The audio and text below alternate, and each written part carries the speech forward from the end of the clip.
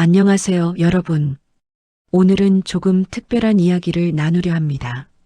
새벽에 갑자기 찾아오는 다리 통증, 그 고통 속에서 홀로 잠 못 이루던 분들의 이야기입니다. 이 영상을 보시는 분들 중에서도 혹시 비슷한 경험을 하신 분이 계실까요? 그렇다면 이 이야기가 여러분께 작은 위로가 되었으면 좋겠습니다. 오늘 영상이 도움이 되셨다면 구독과 좋아요 버튼을 꼭 눌러주세요. 여러분의 작은 응원이 더 좋은 콘텐츠를 만드는 힘이 됩니다. 그럼 시작하겠습니다. 옥경 씨는 새벽 3시에 눈을 떴습니다. 정확히 말하자면 눈을 뜬 것이 아니라 통증 때문에 깨어난 것이었습니다. 종아리 뒤쪽에서 시작된 경련은 순식간에 발바닥까지 퍼져나갔고 그 순간 온 세상이 멈춘 것처럼 느껴졌습니다. 이불을 걷어차고 벌떡 일어나 다리를 붙잡았지만 통증은 쉽게 가라앉지 않았습니다. 처음에는 단순히 자세가 불편해서 그런 줄 알았습니다. 하루 이틀 지나면 괜찮아지겠지 생각했습니다. 하지만 그 통증은 며칠이 지나도 사라지지 않았고 오히려 점점 더 자주 찾아왔습니다. 밤마다 반복되는 고통 속에서 옥경 씨는 점점 지쳐갔습니다. 잠들기가 두려워지기 시작했습니다. 언제 또 그 통증이 찾아올지 모른다는 불안감이 마음을 짓눌렀습니다. 주변 사람들에게 이야기하면 대부분 비슷한 반응이었습니다. 나이 들면 다 그렇지 뭐, 나도 가끔 그래, 마그네슘 먹어봐. 위로가 되기도 했지만 동시에 더 막막해지기도 했습니다. 정말 이게 그냥 나이 탓일까요? 정말 그냥 참고 살아야 하는 걸까요? 아니면 내 몸에 무슨 큰 문제가 생긴 걸까요? 병원에 가볼까 생각도 했지만 쉽게 발걸음이 떨어지지 않았습니다. 이 정도로 병원에 가도 되는 걸까 하는 망설임도 있었고 바쁜 일상 속에서 병원 갈 시간을 내기도 쉽지 않았습니다. 그렇게 시간이 흘렀고 옥경 씨는 점점 더 체념하기 시작했습니다. 이제는 그냥 이렇게 사는 거겠지 하고 스스로를 설득했습니다. 하지만 몸은 계속해서 신호를 보냈습니다. 새벽마다 찾아오는 통증은 단순한 불편함이 아니었습니다. 그것은 몸이 보내는 절실한 메시지였습니다. 그리고 옥경 씨는 어느 순간부터 그 메시지를 듣기 시작했습니다. 통증은 갑자기 시작된 것처럼 보였지만 사실 그 전부터 작은 신호들이 있었습니다. 아침에 일어날 때 종아리가 유난히 뻣뻣했던 날들, 계단을 오를 때 평소보다 다리가 무겁게 느껴졌던 순간들, 오래 앉아 있다가 일어설 때 다리가 저릿했던 경험들. 옥경 씨는 그때는 몰랐지만 이 모든 것들이 몸이 보내는 신호였습니다. 특히 겨울이 되면서 증상이 더 심해졌습니다. 찬바람이 불기 시작하면서 다리는 더욱 경직되었고 밤에는 더 자주 경련이 찾아왔습니다. 낮에는 괜찮다가도 밤만 되면 다리가 말을 듣지 않았습니다. 침대에 누울 때마다 불안했습니다. 오늘 밤도 또 그 통증이 찾아올까 하는 두려움이 먼저 찾아왔습니다. 장시간 운전을 하거나 오래 앉아서 일을 한 날에는 증상이 더 심했습니다. 다리를 꼬고 앉아서 텔레비전을 보던 날 밤에는 어김없이 경련이 찾아왔습니다.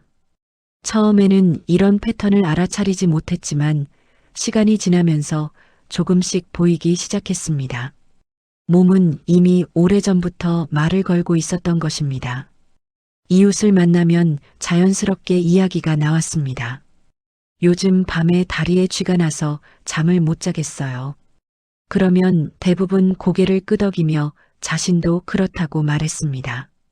나도 그래. 나이 들면 다 그렇지. 이 말은 위로가 되기도 했지만 동시에 답답함을 주기도 했습니다. 정말 그냥 받아들여야만 하는 걸까요? 친구 중 한 명은 마그네슘 보충제를 추천했습니다. 나도 먹고 나서 좀 나아진 것 같더라. 한번 먹어봐. 고마운 마음에 받아서 먹어보았지만 극적인 변화는 없었습니다. 다른 사람은 칼슘이 부족해서 그렇다고 했고, 또 다른 사람은 혈액순환이 안 돼서 그렇다고 했습니다. 모두 나름의 경험에서 나온 조언이었지만 어느 것 하나 명확한 답이 되지는 못했습니다. 인터넷을 검색해 보니 더 많은 정보가 쏟아졌습니다.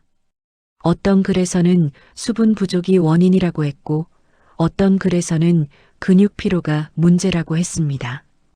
또 어떤 글에서는 전해질 불균형이라고 했고, 심지어 특정 질환의 신호일 수도 있다는 무서운 이야기도 있었습니다.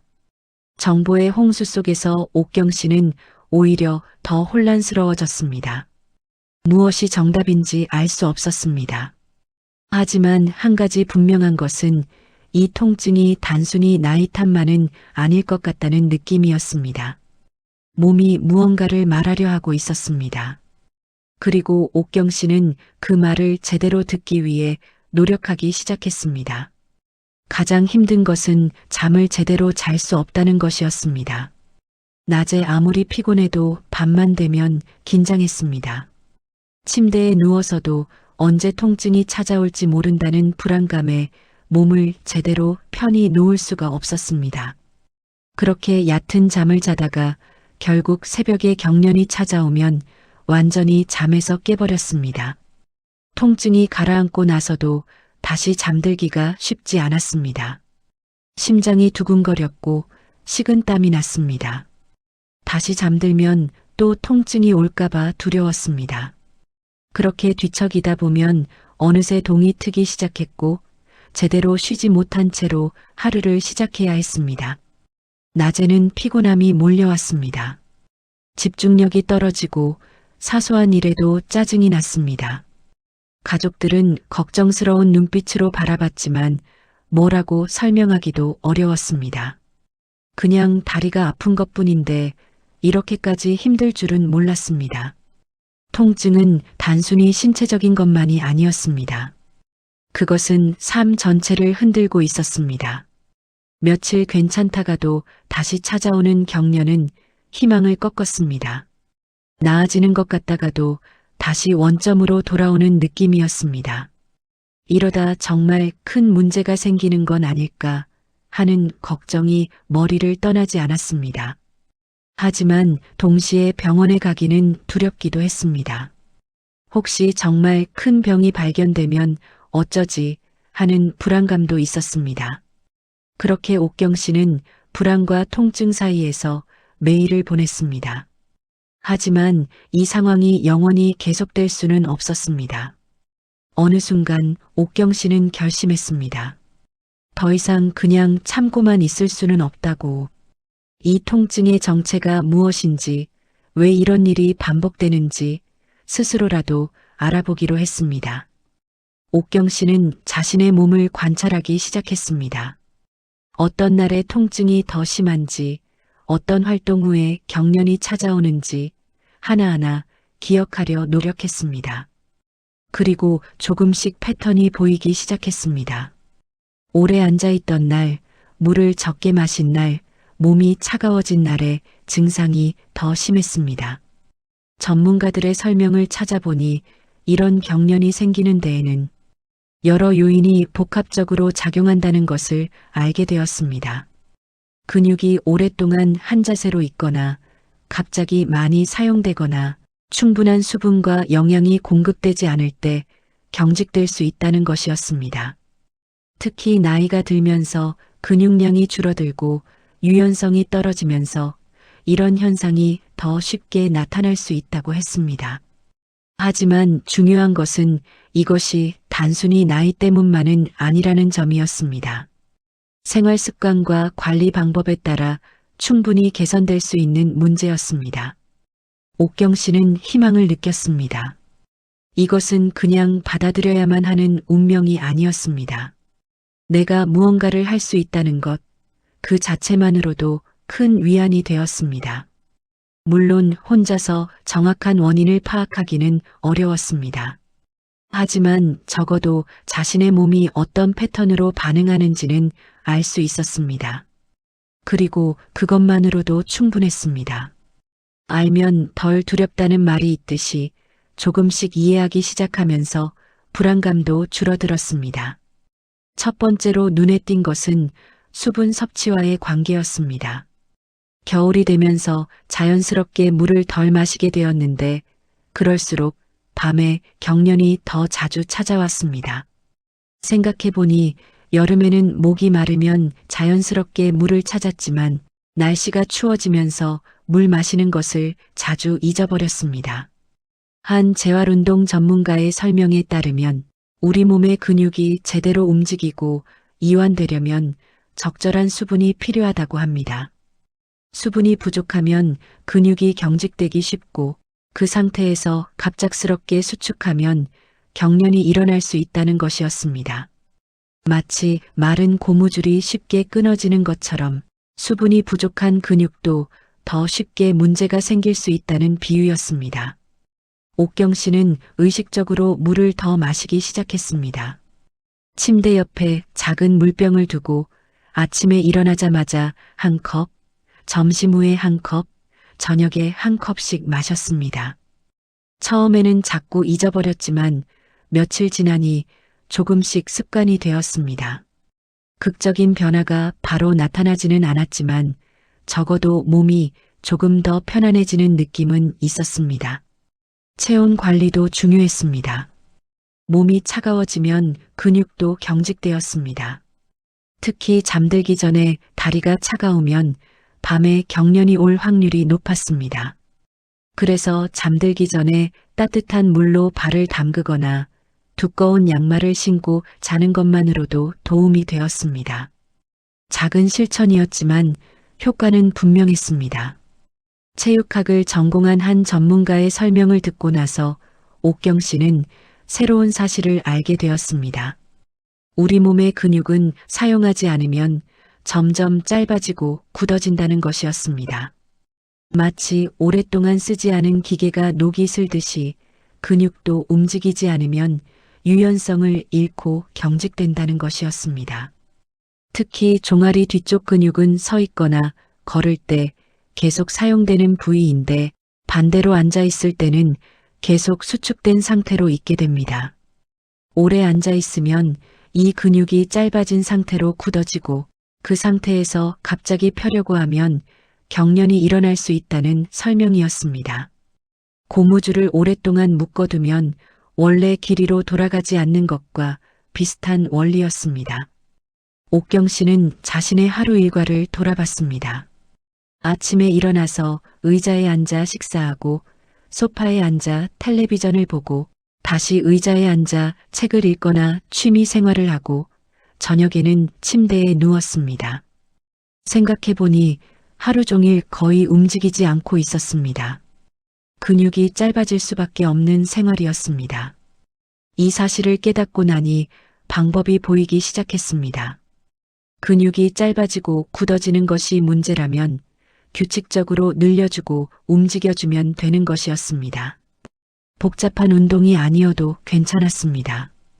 틈틈이 일어나서 걷고 다리를 펴고 발끝을 움직여주는 것만으로도 충분했습니다. 옥경 씨는 자신의 습관을 하나씩 돌아보기 시작했습니다. 텔레비전을 볼 때 무심코 다리를 꼬고 앉는 습관, 책을 읽을 때 한쪽 다리를 구부리고 오래 앉아 있는 습관, 이런 작은 자세들이 쌓여서 큰 문제가 되고 있었습니다. 특히 편한 자세라고 생각했던 것들이 오히려 근육에는 부담을 주고 있었습니다. 한 번은 손자와 함께 오래 운전을 한 적이 있었습니다. 여러 시간 동안 운전대를 잡고 있었고 그날 밤 경련이 특히 심했습니다. 운전할 때는 다리가 계속 같은 각도로 굽혀져 있고 종아리 근육은 긴장된 상태로 있게 됩니다.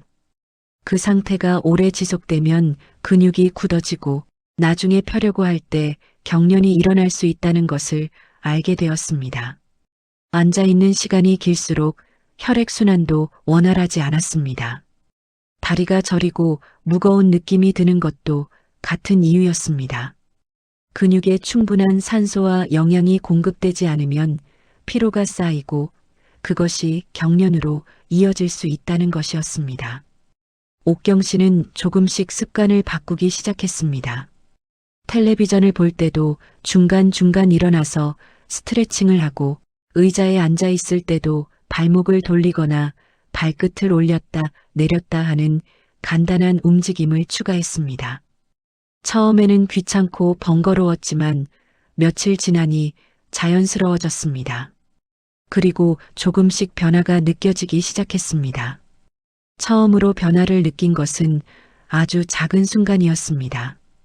어느 날 밤 잠들기 전에 침대에 앉아 발끝을 천천히 몸쪽으로 당겨보았습니다. 종아리 뒤쪽이 쭉 늘어나는 느낌이 들었고 동시에 긴장이 풀리는 것 같았습니다. 그날 밤은 평소보다 편안하게 잠들 수 있었습니다. 경련이 오지 않았습니다. 우연일 수도 있었습니다. 하지만 다음 날도 같은 동작을 반복했고 그날 밤도 괜찮았습니다. 며칠을 계속하니 확신이 들기 시작했습니다. 이것은 우연이 아니었습니다. 내 몸이 반응하고 있었습니다. 아주 작은 실천이었지만 그 효과는 분명했습니다. 옥경 씨는 처음으로 희망을 느꼈습니다. 내가 무언가를 할 수 있다는 것, 내 몸이 그것에 응답한다는 것, 이 두 가지만으로도 큰 힘이 되었습니다. 더 이상 무기력하게 통증을 견디기만 하는 사람이 아니었습니다. 스스로 변화를 만들어갈 수 있는 사람이 되어가고 있었습니다. 물론 모든 것이 한 번에 해결된 것은 아니었습니다. 가끔은 잊어버리고 스트레칭을 하지 않은 날도 있었고 그런 날은 여전히 불편함이 찾아왔습니다. 하지만 이제는 알았습니다. 왜 그런 일이 일어나는지 그리고 어떻게 해야 하는지 그 암 자체가 두려움을 줄여주었습니다. 옥경 씨는 아침에 일어나는 루틴을 만들기 시작했습니다. 침대에서 일어나기 전에 먼저 발목을 천천히 돌리고 발끝을 위아래로 움직이고 무릎을 가볍게 구부렸다 펴는 동작을 반복했습니다. 시간으로 따지면 1분도 채 걸리지 않는 간단한 동작들이었지만 하루를 시작하는 몸의 준비 운동이 되었습니다. 침대 옆에는 작은 물병을 두었습니다. 아침에 눈을 뜨면 가장 먼저 물 한 컵을 마셨습니다. 밤사이 잃어버린 수분을 보충하는 것이 하루의 첫 번째 일과가 되었습니다. 처음에는 자꾸 잊어버렸습니다. 물병을 보고도 그냥 지나치는 날이 많았습니다. 하지만 조금씩 습관이 들면서 자연스러워졌습니다. 가장 중요한 것은 완벽함이 아니라 꾸준함이었습니다. 하루 이틀 빠뜨린다고 해서 모든 것이 무너지는 것은 아니었습니다. 다시 시작하면 되었습니다. 옥경 씨는 스스로에게 너그러워지기로 했습니다. 완벽하게 하려다가 포기하는 것보다 조금 불완전하더라도 계속 이어가는 것이 더 중요했습니다. 며칠이 지나고 몇 주가 지나면서 이 작은 루틴은 삶의 일부가 되었습니다. 이제는 의식하지 않아도 자연스럽게 몸이 움직였습니다. 아침에 일어나면 자연스럽게 발목을 돌리고 물을 마시고 하루를 시작했습니다. 그리고 그 작은 변화가 하루 전체를 바꾸기 시작했습니다. 아침 루틴만으로는 충분하지 않았습니다. 하루 종일 몸을 돌보는 작은 습관들이 필요했습니다. 옥경 씨는 하루 일과 중간중간에 할 수 있는 간단한 동작들을 찾아보기 시작했습니다. 종아리 뒤쪽 근육을 늘리는 방법은 의외로 간단했습니다. 벽을 마주보고 서서 한 발을 뒤로 빼고 뒤꿈치를 바닥에 붙인 채로 앞쪽 무릎을 천천히 구부렸습니다. 그러면 뒤쪽 다리의 종아리가 쭉 늘어나는 느낌이 들었습니다. 텔레비전 광고 시간에 화장실에 다녀오는 길에 주방에서 설거지를 하면서도 할 수 있는 동작이었습니다. 발바닥도 중요했습니다.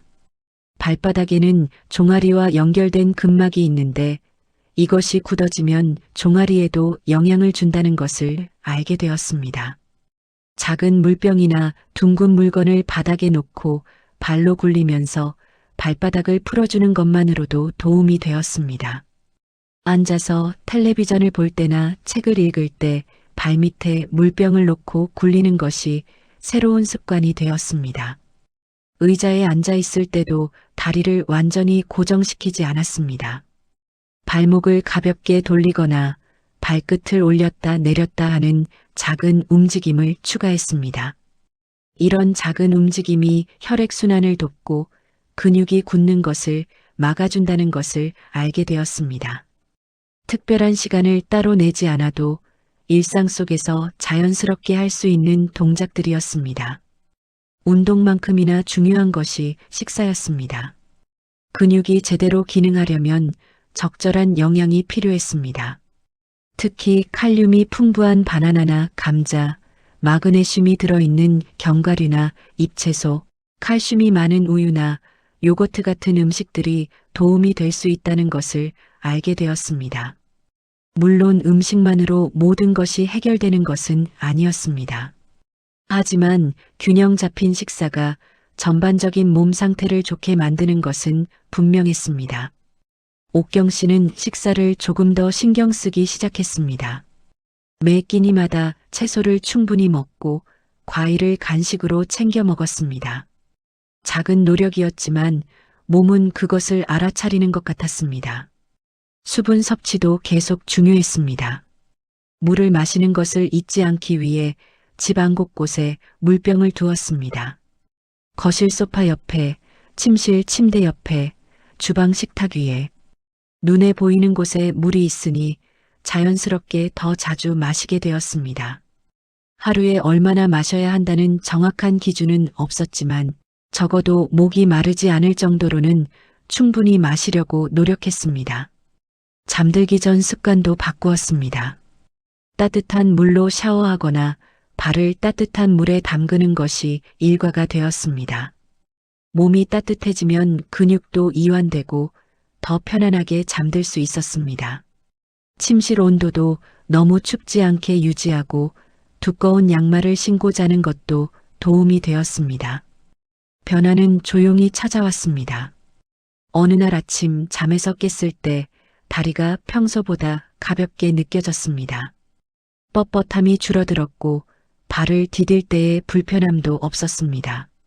처음에는 그저 그날만 그런 줄 알았습니다. 하지만 며칠이 지나도 그 편안함이 계속되었습니다. 밤중에 깨는 횟수가 줄어들기 시작했습니다.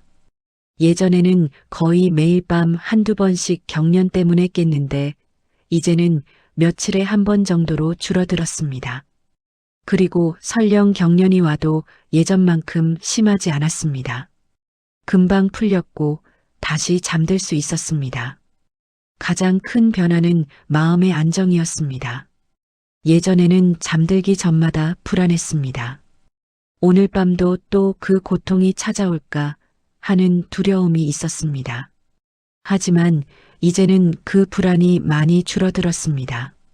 설령 경련이 온다 해도 어떻게 대처해야 하는지 알고 있었고 스스로 관리할 수 있다는 자신감이 생겼습니다. 낮 동안의 삶도 달라졌습니다. 잠을 제대로 자니 낮에 더 활기차게 움직일 수 있었습니다. 피곤함이 줄어들고 기분도 좋아졌습니다. 가족들도 변화를 알아차렸습니다. 요즘 표정이 밝아졌네요. 많이 좋아지신 것 같아요라는 말을 들었습니다. 몸이 나아지니 삶도 함께 나아지고 있었습니다. 옥경 씨는 몸이 회복되면서 깨달은 것이 있었습니다. 통증은 단순히 신체적인 고통만이 아니었다는 것입니다. 그 통증 뒤에는 수많은 감정들이 숨어 있었습니다. 무력감, 불안, 자책, 외로움. 밤마다 홀로 고통을 견디면서 느꼈던 그 복잡한 감정들이 사실은 통증만큼이나 힘들었습니다. 통증이 올 때마다 스스로를 탓했습니다. 왜 나는 이렇게 약해졌을까? 왜 남들은 괜찮은데 나만 이럴까? 내가 뭘 잘못했길래 이런 일이 생길까? 합리적이지 않은 생각들이었지만 고통 속에서는 그런 생각들을 멈출 수가 없었습니다. 그리고 그 생각들이 다시 마음을 아프게 했습니다. 가족들에게 이야기하고 싶었지만 쉽지 않았습니다. 이 정도로 힘들다고 말하면 과한 것 같았고, 그렇다고 아무 말하지 않으면 혼자 감당하기 버거웠습니다. 결국 많은 밤을 혼자서 견뎠습니다. 그 외로움이 통증을 더 크게 느끼게 만들었습니다. 하지만 몸이 나아지면서 마음도 함께 회복되기 시작했습니다. 통증이 줄어들자 불안도 줄어들었고 자책도 멈췄습니다. 내가 할 수 있는 일이 있다는 것, 조금씩 나아지고 있다는 것을 느끼면서 자신감이 돌아왔습니다. 몸과 마음은 따로 떨어진 것이 아니었습니다. 서로 깊이 연결되어 있었고 하나가 나아지면 다른 하나도 함께 나아졌습니다. 오랜만에 집 근처 마트까지 걸어가기로 했습니다. 예전 같았으면 엄두도 내지 못했을 거리였습니다. 걷다가 다리에 통증이 오면 어쩌나, 돌아오는 길에 문제가 생기면 어떡하나 하는 걱정이 앞섰을 것입니다. 하지만 이제는 조금 자신이 있었습니다. 천천히 걷기 시작했습니다. 한 걸음 한 걸음 내디딜 때마다 다리가 튼튼하게 땅을 밟는 느낌이 들었습니다. 예전처럼 뻣뻣하거나 불안정하지 않았습니다. 바람이 불고 햇살이 따뜻했습니다. 얼마 만에 느끼는 여유로운 산책인지 모르겠습니다. 마트까지 가는 길이 이렇게 가까웠던가 싶었습니다. 예전에는 멀게만 느껴졌던 거리가 이제는 부담스럽지 않았습니다. 장을 보고 돌아오는 길에도 다리는 괜찮았습니다. 조금 피곤하긴 했지만 통증은 없었습니다. 집에 도착해서 가방을 내려놓고 의자에 앉았을 때 뿌듯함이 밀려왔습니다. 작은 일이었지만 큰 의미가 있었습니다. 몇 달 전만 해도 불가능해 보였던 일을 해냈다는 것. 내 몸이 다시 나를 믿어도 된다는 것을 증명한 순간이었습니다. 그날 저녁 식사를 하면서 가족들에게 이야기했습니다. 오늘 마트까지 걸어갔다 왔어요. 가족들은 함께 기뻐했습니다. 그 작은 기쁨이 따뜻했습니다. 젊었을 때는 몸을 당연하게 여겼습니다. 아프지 않은 것이 정상이고 움직일 수 있는 것이 당연했습니다. 하지만 나이가 들면서 그리고 통증을 겪으면서 깨달았습니다. 건강은 당연한 것이 아니라 감사한 것이라는 걸, 아픈 곳 하나 없이 하루를 보내는 것이 얼마나 귀한 일인지 알게 되었습니다. 통증은 괴롭지만 동시에 선생님이기도 했습니다. 통증을 통해 내 몸이 무엇을 원하는지, 무엇이 필요한지 배울 수 있었습니다. 예전에는 몸의 신호를 무시하고 무리했다면 이제는 몸의 목소리에 귀를 기울이게 되었습니다. 피곤하면 쉬고, 불편하면 자세를 바꾸고, 아프면 원인을 찾아보는 습관이 생겼습니다. 나이가 든다는 것은 약해진다는 것만을 의미하지 않았습니다. 그것은 또한 지혜로워진다는 것이기도 했습니다. 젊었을 때는 몰랐던 것들을 이제는 알게 되었습니다. 몸을 함부로 다루지 않는 법, 적절히 쉬어가는 법, 스스로를 돌보는 법. 이런 지혜들은 젊었을 때는 배울 수 없었던 것들이었습니다. 옥경 씨는 이제 자신의 몸과 화해했습니다. 예전처럼 완벽하지 않아도 괜찮았습니다. 느리더라도 꾸준히 나아가면 되었습니다. 중요한 것은 포기하지 않는 것, 계속해서 내 몸을 돌보는 것이었습니다. 그리고 그 과정에서 배우는 것들이 삶을 더 풍요롭게 만들었습니다. 몸이 회복되면서 삶의 모든 부분이 조금씩 달라지기 시작했습니다. 가장 먼저 느낀 것은 수면의 질이었습니다. 밤에 편안하게 잠들고 아침에 개운하게 일어나니 하루를 시작하는 기분 자체가 달랐습니다. 예전처럼 피곤함을 끌고 다니며 하루를 보내는 것이 아니라 활기차게 새로운 하루를 맞이할 수 있었습니다. 식사 시간도 즐거워졌습니다. 예전에는 피곤하고 짜증이 나서 제대로 먹지 못할 때가 많았습니다. 하지만 이제는 식탁에 앉아 천천히 음식을 음미하고 가족들과 대화를 나눌 여유가 생겼습니다. 몸이 편안하니 마음도 편안해졌고 그것이 식사 시간을 더 풍요롭게 만들었습니다. 가족들과의 관계도 좋아졌습니다. 예전에는 통증과 피로 때문에 신경이 날카로워져서 사소한 일에도 짜증을 냈습니다. 하지만 이제는 마음의 여유가 생기면서 더 너그럽게 대할 수 있었습니다. 가족들과 함께 웃고 이야기하는 시간이 늘어났고 그것이 집안 분위기 전체를 바꾸었습니다. 친구들을 만나는 것도 다시 즐거워졌습니다. 예전에는 외출하는 것 자체가 부담스러웠습니다. 오래 걷거나 서 있어야 한다는 생각에 약속을 미루거나 거절하곤 했습니다. 하지만 이제는 자신 있게 나갈 수 있었습니다. 친구들과 함께 시간을 보내고 이야기를 나누고 웃을 수 있다는 것이 얼마나 소중한지 새삼 느꼈습니다. 어느 날 거울 앞에 서서 자신의 모습을 찬찬히 바라봤습니다. 주름진 얼굴, 굽은 어깨, 가늘어진 다리.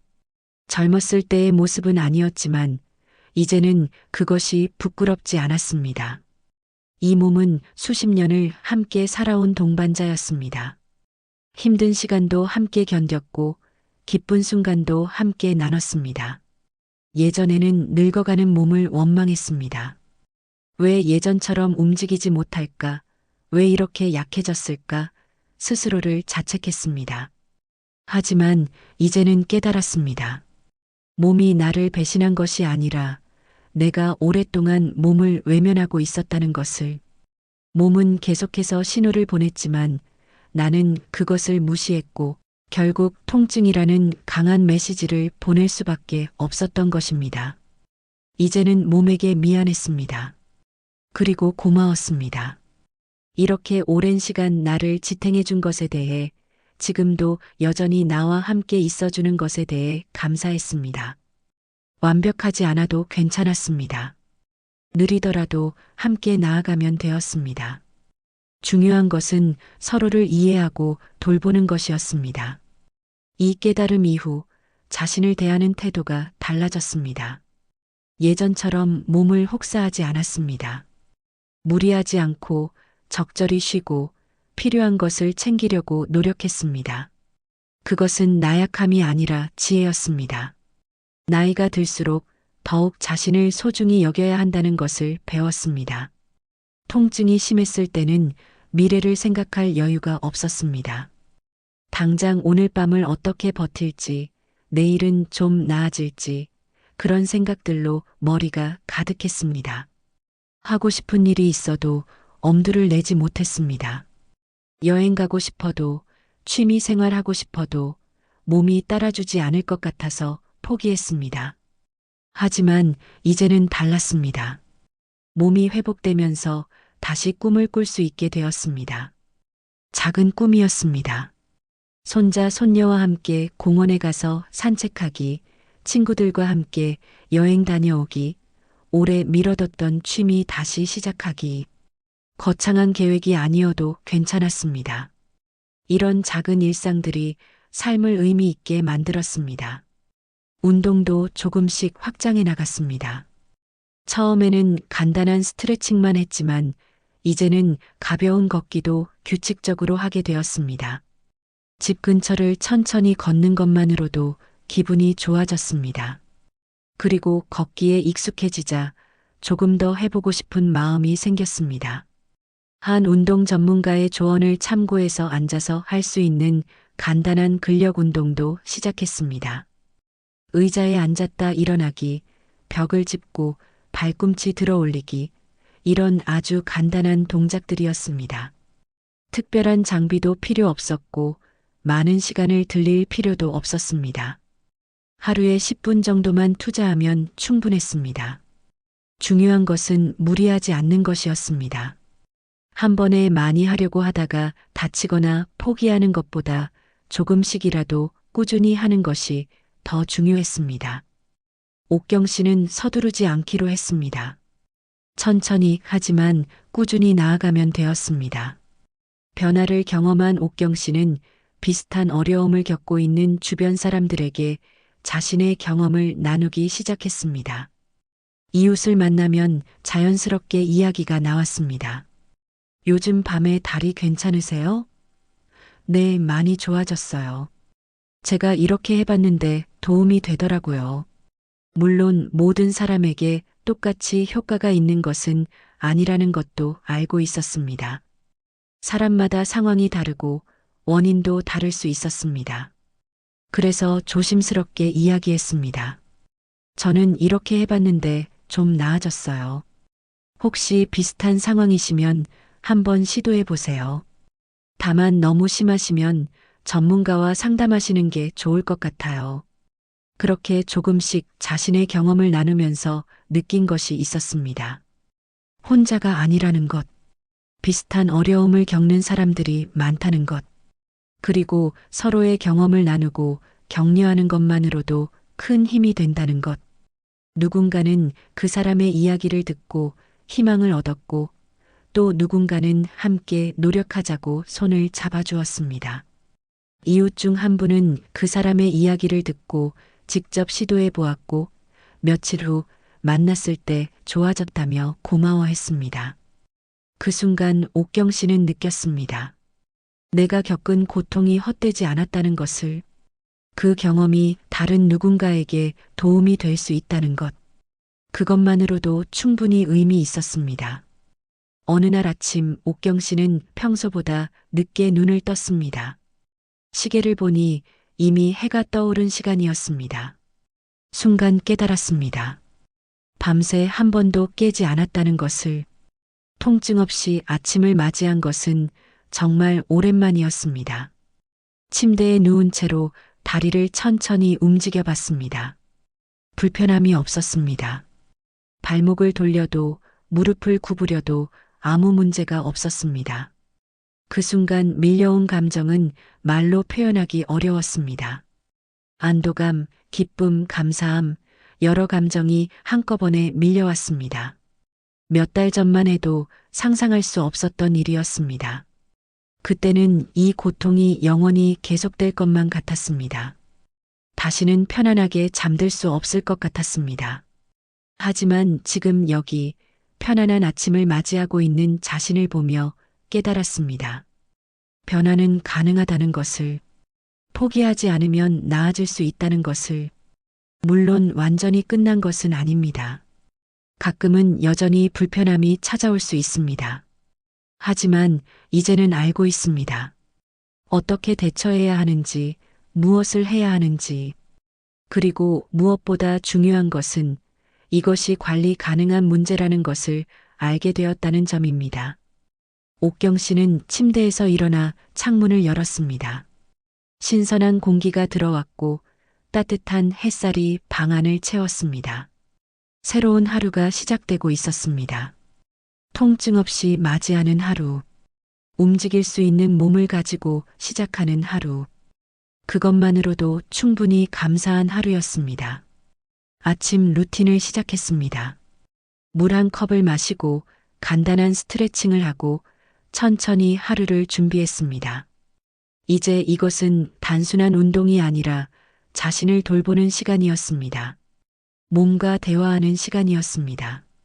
그리고 그 시간이 하루 전체를 더 풍요롭게 만들었습니다. 여러분, 여기까지가 오늘의 이야기입니다. 새벽마다 다리 통증으로 깨어나던 한 사람이 조금씩 자신의 몸을 이해하고 작은 실천들을 쌓아가며 결국 다시 편안한 잠을 되찾기까지의 여정이었습니다. 이 이야기가 지금 비슷한 어려움을 겪고 계신 분들께 작은 위로와 희망이 되었으면 합니다. 통증은 괴롭지만 동시에 우리 몸이 보내는 신호이기도 합니다. 그 신호에 귀 기울이고 작은 것부터 실천해 나가다 보면 분명 변화가 찾아올 것입니다. 물론 모든 사람에게 같은 방법이 효과가 있는 것은 아닙니다. 개인마다 상황이 다르고 원인도 다를 수 있습니다. 만약 증상이 심하거나 오래 지속된다면 반드시 의료 전문가와 상담하시기 바랍니다. 오늘 이야기는 어디까지나 생활 속에서 할 수 있는 관리 방법에 대한 것이었습니다. 가장 중요한 것은 포기하지 않는 것입니다. 하루 이틀 해보고 효과가 없다고 해서 그만두지 마세요. 우리 몸은 오랜 시간에 걸쳐 변화합니다. 꾸준히, 천천히 자신을 돌보는 시간을 가지세요. 그 작은 실천들이 모여서 결국 큰 변화를 만들어낼 것입니다. 여러분의 건강한 내일을 응원합니다. 오늘 영상이 도움이 되셨다면 구독과 좋아요 버튼을 눌러주세요. 여러분의 응원이 더 좋은 콘텐츠를 만드는 원동력이 됩니다. 다음에도 유익한 이야기로 찾아뵙겠습니다. 감사합니다.